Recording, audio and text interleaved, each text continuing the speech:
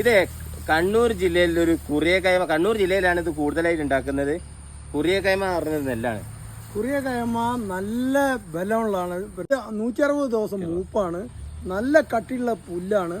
പിന്നെ വൈക്കോല് ഇത് മണി ഒരു കതിരിൽ ഒരു 100 മുതൽ 130 വരെ നല്ല പിന്നെ ഈലുള്ള ഇതാണ്. നല്ല രുചിയാണ്, നല്ല പോഷകമാണ്, നല്ല തവിടുള്ള.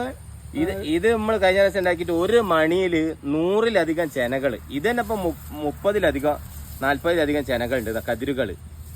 പിന്നെ ഇത് നെല്ല് വീഴാൻ സാധ്യത കുറവല്ലേ? വീഴില്ല നെല്ല്, നല്ല ഒരിക്കലും വീഴില്ല. ഇത്ര ഹൈറ്റ് ഉണ്ടാവും അല്ലേ? ഏകദേശം നല്ലോണം പുല്ല്. അതേപോലെ കഞ്ഞിക്ക് നല്ല ടേസ്റ്റ് അല്ലേ? ഒരു കൊഴുപ്പ് കൂടുതലാണ് കഞ്ഞിക്ക്. 1 മീറ്ററിന് താഴെ ഉയരം കിട്ടുന്നതുകൊണ്ട് വൈക്കോല് നന്നായി കിട്ടും.